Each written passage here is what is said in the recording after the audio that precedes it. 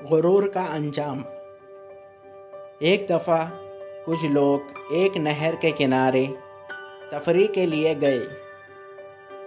ان میں ایک بچی بھی تھی۔ اس کے ہاتھ میں ایک بڑا سا غبارہ تھا۔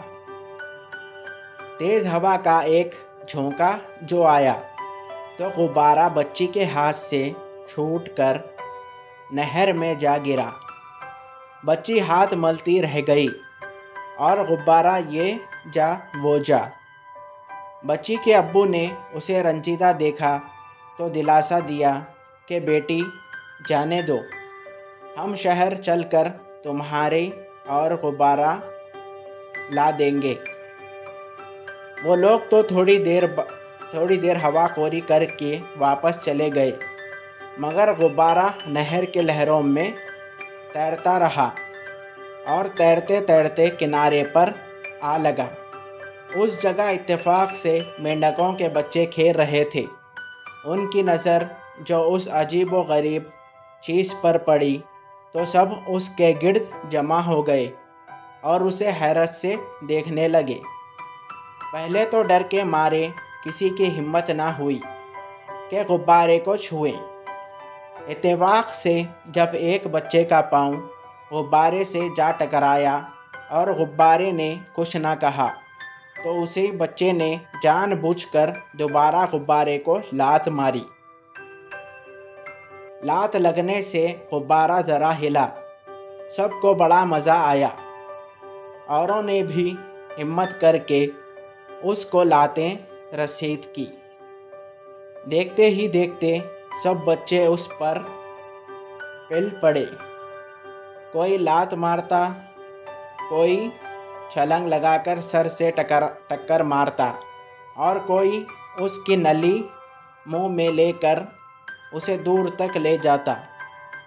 غبارہ مینڈک کے بچوں کی اس دھما چوکڑی سے ایسا گھبرایا کہ اسے وہاں سے بھاگتے ہی بن پڑی۔ وہ لہروں کے ساتھ ساتھ تیرتا ہوا گہرے پانی کی طرف چلا آیا۔ مینڈک نے بچوں نے کچھ دور تو اس کا پیچھا کیا، مگر جب وہ زیادہ گہرے پانی میں پہنچ گیا تو ایک ایک کر کے سب واپس ہو گئے۔ انہوں نے ان کے ماں باپ نے گہرے پانی میں جانے سے منع کر رہا تھا، کیونکہ وہاں بڑے بڑے مچھلیاں انہیں ہڑپ کرنے کے لیے ہر وقت موجود رہتی تھی۔ واپسی میں وہ ایک دوسرے کو غبارے کے بھاگ دینے کا الزام دینے لگے۔ ایک کہتا، تو نے زور سے لات ماری تھی، وہ تجھ سے ناراض ہو کر گیا ہے۔ دوسرا کہتا، اور تو نے جو اس کی چونچ پکڑ کر کھینچی تھی، تجھ سے ناراض ہو کر گیا ہے۔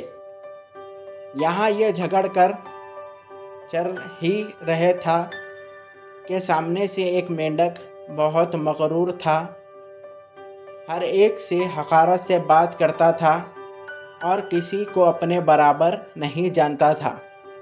اس کے پاس غرور و گھمنڈ کو دیکھ کر سب مینڈکوں نے اسے مغرور مینڈک کہنا شروع کر دیا تھا۔ مغرور مینڈک نے بچوں کو ایک ساتھ دیکھا تو دور ہی سے بولا، میرے راستے میں کیوں کھڑے ہو؟ دیکھ نہیں رہے ہو میں آ رہا ہوں؟ کیا کر رہے تھے یہاں؟ بچے ڈر کے مارے خاموش رہے تو اس نے پھر کہا، سنتے نہیں ہو میں کیا پوچھ رہا ہوں؟ کیا کر رہے تھے یہاں؟ انہوں نے سچ سچ بتا دیا کہ وہ ایک بڑے سے چیز کا پیچھا کر رہے تھے۔ مغرور مینڈک نے گرج کر پوچھا، کیا تھی وہ بڑی سی چیز؟ ایک نے کہا، جی وہ ایسا تھا جیسے مچھلی کے پیٹ میں سے نکلتا ہے نا، وہ بہت بڑا گول۔ دوسرے بچے نے اضافہ کیا، بہت موٹا، بالکل گول۔ تیسرے کو بھی بولنے کی ہمت ہوئی، بہت موٹا، بالکل گول۔ مغرور مینڈک نے غصے سے کہا، کیا وہ مجھ سے بھی زیادہ موٹا تھا؟ ये कहकर वो गुरूर से ज़रा और फूल गया। उसकी ये हैरत देखकर बच्चे अपनी हंसी ज़ब्त ना कर सके। बच्चों की इस हरकत पर मेंढक का पारा और चढ़ गया। उसने अपने आप को और फुलाकर पूछा, क्या वो इससे भी मोटा था?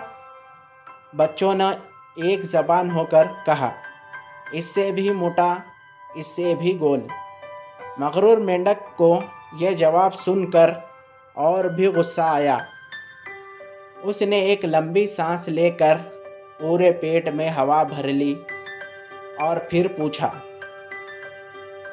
इससे भी मोटा, इससे भी गोल। अब तो वो इतना फूल गया था कि उससे बात भी नहीं की जा रही थी, मगर गुब्बारे के मुकाबले में वो अब भी बहुत कम था।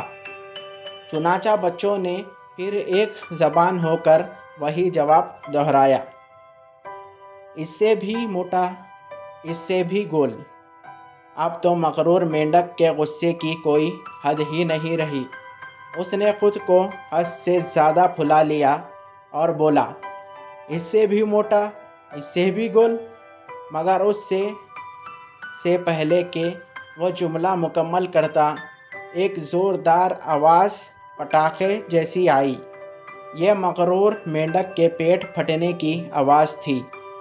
उस अचानक धमाके से मेंढक के बच्चे एकदम उछल पड़े, फिर हैरत से एक दूसरे का मुंह तकने लगे। आखिर उनमें से एक ने, जो उम्र में सबसे बड़ा था, कहा, किसी ने ठीक ही तो कहा है, गुरूर का अंजाम बुरा होता है।